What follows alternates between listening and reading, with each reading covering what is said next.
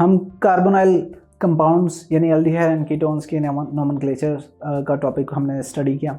अब हम reactivity of carbonyl compound की बात करते हैं। हमने देखा डिटेल में कार्बोनाइल कंपाउंड के अंदर एक कार्बन होता है एंड एक ऑक्सीजन होता है, दोनों के दरमियान में डबल बॉन्ड होता है। अब I am sure you remember this, but I would again like to say this. वो क्या बात है, जब भी कोई सी दो चीज़ें डबल बॉन्ड बनाएंगी, जो से फर्स्ट बॉन्ड वो बनाएंगी वो हेड टू हेड ओवरलैपिंग की वजह से बनता है, जिसे हम सिग्मा बॉन्ड भी कहते हैं। ठीक है, तो पहला बॉन्ड अगर डबल है या ट्रिपल है, उनमें जो फर्स्ट बॉन्ड है वो सिग्मा बॉन्ड होगा। ठीक है, देन जो सेकंड बॉन्ड है वो दिस इज साइडवेज ओवरलैपिंग की वजह से होता है, यानी P हमारे पास ऑर्बिटल होगा एंड वो साइडवेज ओवरलैपिंग हो जाएगी। अब पाई बॉन्ड आ गया सेकंड, तो ये तो जनरल नॉलेज है।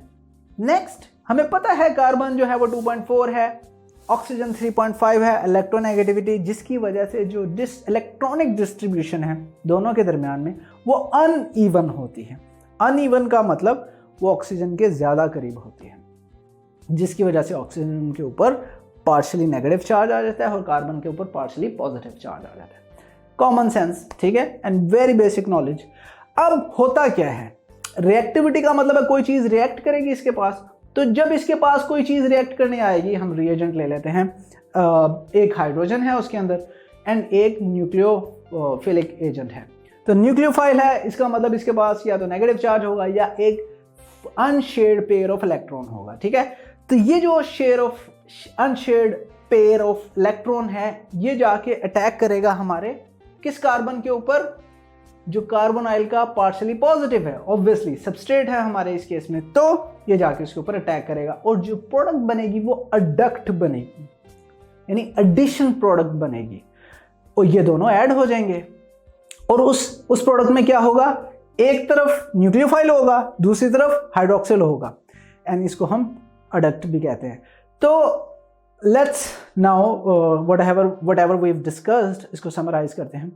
Carbonyl compound comprises a sigma bond and a pi bond, हमने देखा, जिसकी वजह से एक एडिशन प्रोडक्ट पॉसिबल है। डबल बॉन्ड है ना, तो वो डबल बॉन्ड ब्रेक हो जाएगा जब कोई चीज प्रोडक्ट ऐड होगी, तो इस वजह से ये एडिशन प्रोडक्ट देते हैं।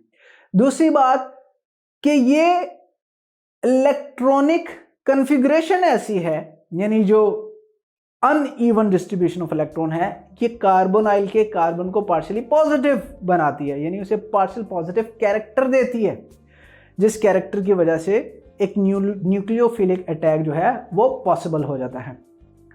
ठीक है, एंड ये जो हमारा कार्बन है partially positive, that act as an electrophile, that's what we have been discussing, जिसकी वजह से initial attack of a nucleophile becomes viable और पॉसिबल, जिसकी वजह से कोई न्यूक्लियोफाइल अटैक कर पाता है।